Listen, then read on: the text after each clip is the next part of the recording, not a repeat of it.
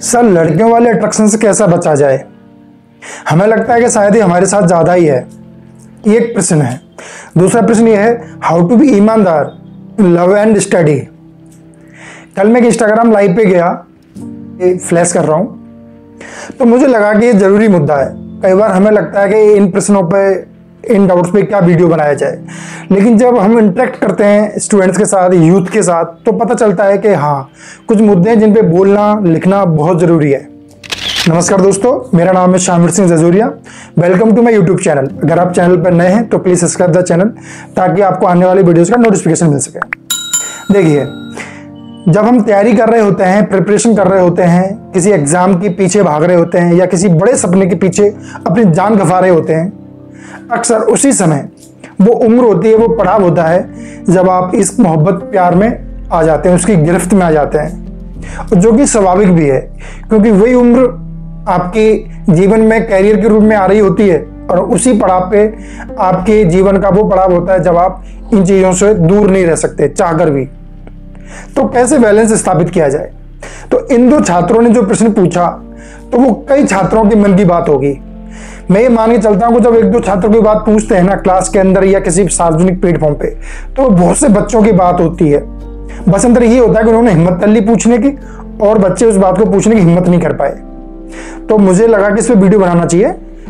So it is very important topic and also sensitive topic. I will try to cover it in my way. I hope कि आपको थोड़ी इससे मदद मिलेगी, because मैं इस दौर से गुजरा हूँ, तो शायद थोड़ा न्याय कर पाऊंगा मैं इस प्रश्न के साथ। देखिए, सबसे पहली बेसिक चीज समझिए कि कोई रिश्ता हो या कोई सपने के पीछे भागने की जदोजहद, उसको पाने की लालसा, अभिलाषाएं, उसको पाने की लड़ाई, तीन चीजों का निवेश मांगती है। ये कंसेप्ट में ध्यान से सुनिएगा, ये बहुत काम की चीज है, आपके बहुत काम आने वाली है। अगर आप ये चीज समझ ली तो आप बहुत क्लियरली, बहुत संजीदगी से आप अपनी चीजों में अंतर पैदा कर सकते हो, समझ के आगे बढ़ सकते हो।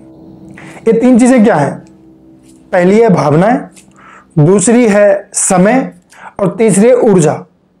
इन तीन चीजों का निवेश हम जितनी अधिक मात्रा में करते हैं किसी कैरियर में, किसी सपने को पाने के लिए, हम उस सपने के करीब उतना ही पहुंच जाते हैं।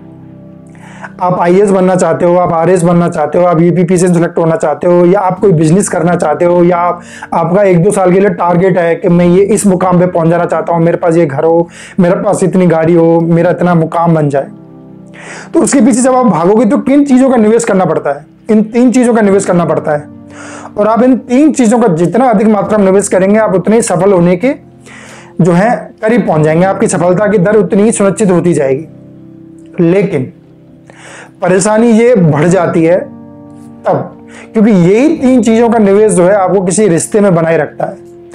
आपका प्यार मोहब्बत हो, आपकी गर्लफ्रेंड हो, आपकी पत्नी हो, आपके माँ बाप हो, आपके भाई बहन हो, या दोस्ती यारी क्यों ना हो, जब आप इन तीन चीजों का निवेश नहीं करेंगे रिश्ते में, तो रिश्ते भी टूटने लगते हैं। रिश्ते भी तो यही मांगते हैं ना कि आप समय दें, आप भावनाओं का निवेश करें, उनसे अपनी भावनाएं साझा करें और ऊर्जा खपत करें, तो रिश्ता टिकता है। जैसे हम इन तीनों में से या तीन में से किसी दो या एक को कम कर देंगे, रिश्ता टूटने लगता है, बिखरने लगता है, गिरने लगता है, चुनौतियां आने लगती हैं।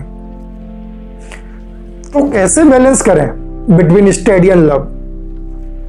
आप रिलेशनशिप भी मेंटेन करें, आप स्टडी भी मेंटेन करें, कैसे संभव है? तो इस पे मैं कहना चाहूंगा कि मध्यम मार्ग, द प्रैक्टिकलिटी। मैं कोई आदर्शात्मक बातें नहीं करूंगा, मैं धरातली बातें करूंगा, आइडियलिस्टिक नहीं। तो आपको संतुलन स्थापित करना होगा। और आप जिस व्यवसाय में हैं, मान लीजिए आप स्टूडेंट हैं, तो बीइंग ए स्टूडेंट, एक विद्यार्थी होना अपने आप में एक प्रोफेशन हो गया, एक व्यवसाय हो गया। जिस प्रोफेशन में आप हैं, जिस चीज में आप हैं, उसमें सबसे पहली वरीयता क्या है, प्राथमिकता क्या है, तो वो आप तय कीजिए। अगर आप स्टूडेंट हैं, आप 22, 21, 23, 24, 25 साल के हैं, इवन 18+ हैं, तो आपके लिए कैरियर बहुत इंपॉर्टेंट है। और आप पढ़ाई के अपने कैरियर के पॉइंट ऑफ व्यू से उस दौर में जो सबसे इंपॉर्टेंट है, सबसे इंपॉर्टेंट, क्योंकि इस समय आपकी ऊर्जा, आपका जोश, आपका फोकस लेवल, आपकी अनुशासन, डिसिप्लिन आपको जीवन भर के लिए एक अच्छी नींव तैयार करके दे सकता है, आपको एक अच्छा मुकाम बना के दे सकता है, एक नींव स्थापित कर सकता है। लेकिन उसी दौर जो है भावनाओं का उद्वेलन आता है, आप अडल्टहुड में होते हैं, भावनाओं का तूफान चल रहा होता है, चक्रवात आ रहे होते हैं, आप रह के अपने आप को रोक रहे होते हैं, लेकिन वो फिर से आपके सामने आके चीजें टकरा रही होती हैं, तो आप कैसे तय करें? तो इसमें मेरा रास्ता ये होता है कि मानव का जो स्वभाव है ना, आप उनसे बच नहीं सकते हैं। जैसे काम, क्रोध, मद, लोभ, ये व्यक्ति के, ना तो मैं इनको गुण कहता हूं ना अवगुण कहता हूं, मैं कहता हूं अवयव, यानी कि एलिमेंट, तत्व। ये आपके व्यक्तित्व की किसी भी मनुष्यत्व के तत्व हैं, अवयव हैं, आप इनसे बच नहीं सकते हैं। You can't escape these elements from your personality. Being a human being, ये आपके अंदर कम या ज्यादा मात्रा में होंगे ही होंगे। फिर हमें क्या करना है? तो हमें क्या करना है? इन पर संतुलन स्थापित करना है। कहते हैं ना, the excess of everything is bad. कुछ भी अधिक मात्रा में बुरा होता है। आप बहुत ज्यादा खा लोगे तो बुरा, आप बहुत ज्यादा सो लोगे तो बुरा, आप बहुत ज्यादा सिर्फ पैसे के पीछे भाग लोगे, हेल्थ पे ध्यान नहीं दोगे तो बुरा, आप सिर्फ हेल्थ पे ध्यान दोगे तो भी बुरा।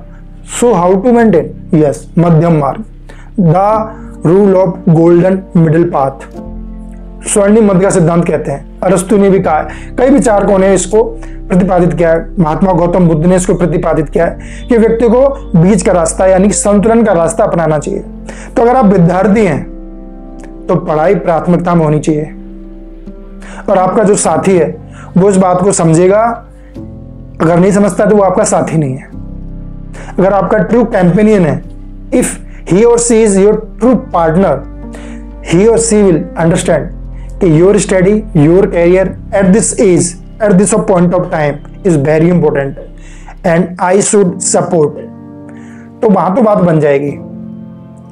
आप नकारो मत, आप दबाओ मत, कंप्रेस मत करो। ये गेंद की तरह है, मैंने कहा था वहां पे भी। अब जैसे गेंद को दीवार में मारोगे वो वापस आएगी उतनी स्पीड से। तो अडल्टहुड में यही चीजें हैं। आप किसी भी दौर में होंगे अपनी उम्र के, अब जिन चीजों को जितना दबाने की कोशिश करेंगे ना, किसी पर्टिकुलर इमोशंस को दबाने की कोशिश करेंगे, वो वापस आएगा। एक नदी बह रही है, मान लीजिए, लाइक हम यूथ में होते हैं, क्योंकि उसको बहती नदी मानिए, उसमें तमाम चीजें बह रही हैं। अब आप दीवार खड़ा कर दीजिए तो पानी धीरे धीरे दीवार के सहारे जाएगा। दीवार जब ओवरलोड हो जाएगी तो ऊपर से जाएगा, इधर उधर से निकलेगा। वो अपने अलग अलग रास्ते चुनने लगेंगी, जो पानी है, जो फ्लो है। तो ऐसे ही जो हमारा ये जो पड़ाव होता है, उम्र होती है, उसमें बहुत सारी एनर्जीज होती हैं जिनका जो है प्रभाव हो रहा होता है। तो आप उनको सही डायरेक्शन नहीं देंगे, आप फिजिकली थोड़ा टाइम नहीं देंगे, आप थोड़ा पसीना नहीं बहाएंगे, आप थोड़ी मेहनत नहीं करेंगे, तो एनर्जी जो है अलग दिशाओं में, गलत दिशाओं में प्रवाह होने लगेगी, और आप उन एनर्जीज को जो है अच्छी तरीके से सही दिशा नहीं दे पाएंगे। तो आपको करना क्या है? उस नदी को रोकना नहीं है कि वो अलग इधर उधर जाकर रास्ता अपना ले और आपको तबाह कर दे। नहीं, आपको नदी को बहते देना है, संतुलन स्थापित करना है, ना बहुत ज्यादा हावी होने देना है, ना बहुत ज्यादा उसको भी अपने ऊपर हावी होने देना है, ना आपको हावी होना है। Just calm and relax and accept. Acceptance is most important thing. स्वीकार कर लीजिए कि ये चीज व्यक्तित्व का हिस्सा है, इस पड़ाव का हिस्सा है, और मुझे इसको कबूल करना ही पड़ेगा। दबाने की कोशिश ना करें, दमन ना करें, उसको मारे नहीं, कंप्रेस नहीं करें, क्योंकि वो वापस उतनी तेजी से वापस आएगा। So take it easy. अब जिन चीजों को जितना सहजता से, स्वीकृति के साथ लेंगे, हार या जीत या अपने नुकसान या फायदे से उठकर जब उसको स्वीकारता कर लेंगे, उसकी स्वीकृति में ले लेंगे कि ये तो यार गुण है मेरे स्वभाव का, मुझे इस पे ना इतना टेंशन नहीं लेना चाहिए, उसको नॉर्मलाइज करना। जितना आप जिन चीजों को नॉर्मलाइज कर लेंगे, हुआ नहीं बनने देंगे, वो आपको परेशान नहीं करेंगे। जब जिस चीज को आप हुआ बना लेंगे, या हाय रे हाय ये तो मुझे परेशान कर रही है, तो मुझे मार ही डालेगी, वो आपको सच में मार डालेगी। वो हुआ बन जाएगी आपके दिमाग में, आपकी लाइफ का ऐसा अवयव, ऐसा वो आपकी लाइफ का ऐसा तत्व बन के आएगा कि आपको परेशान करके रख देगा। तो just in simple words conclude करता हूं अपनी बात को। समय का निवेश, भावनाओं का निवेश, ऊर्जा का निवेश इस दौर में आप हैं स्टूडेंट लाइफ में, तो प्लीज स्टडी के लिए डेडिकेट करें। थोड़ा सा बचा के अपने रिश्तों के लिए रखें, माँ बाप के लिए रखें। ये वीडियो जो फोकस्ड है वो खासतौर पर मैंने टॉपिक थंबनेल में बता दिया, लव एंड स्टडी।